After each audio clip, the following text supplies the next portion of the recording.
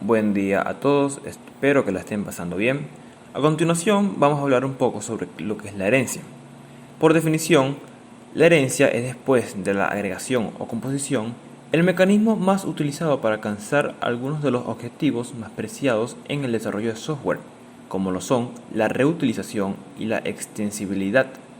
A través de ella, los diseñadores pueden crear nuevas clases partiendo de una clase o de una jerarquía de clases preexistente, ya comprobadas y verificadas, evitando con ello el rediseño, la modificación y verificación de la parte ya implementada.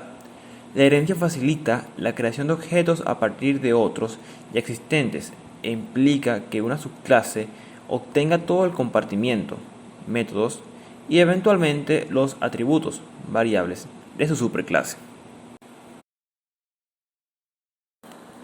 Beneficios.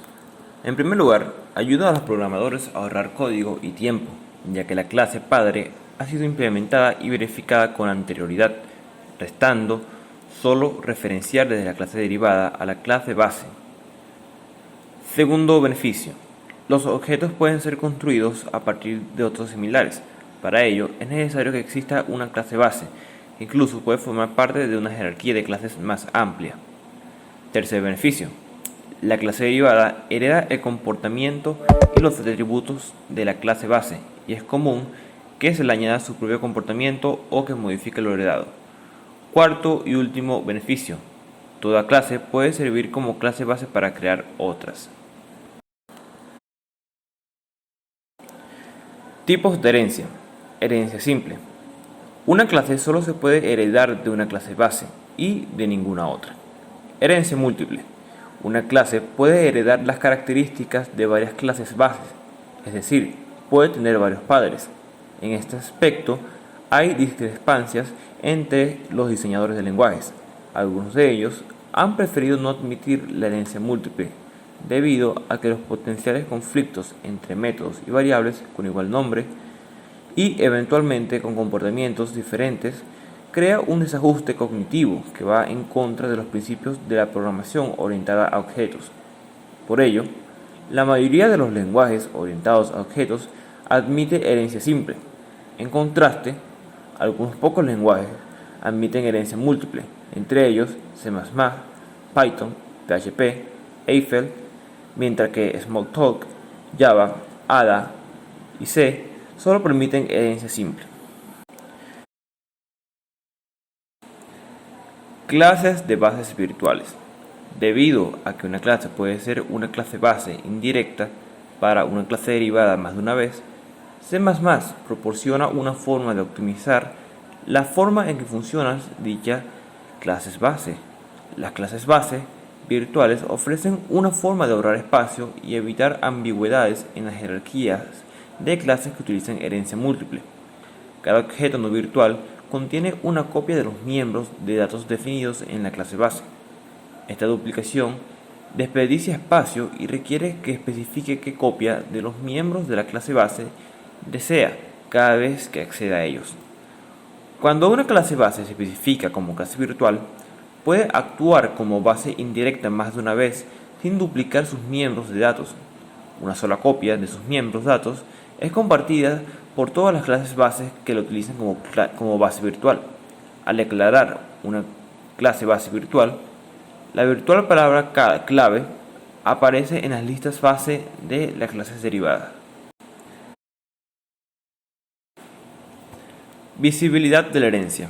En ciertos lenguajes, el diseñador puede definir qué variables de distancia y métodos de objetos de una clase son visibles.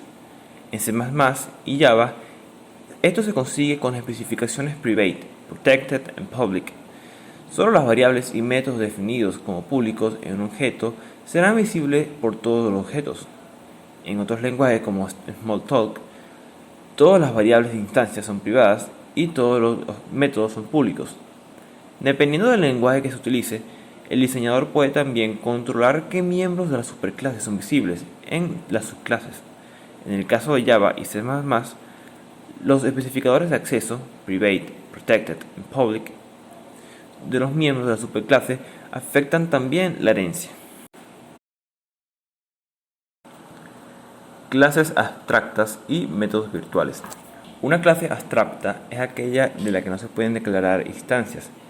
Dicho de otra manera, no se pueden declarar objetos de una clase abstracta. La finalidad de una clase abstracta es servir como clase base para otras clases a las que generalmente se conoce como clases concretas.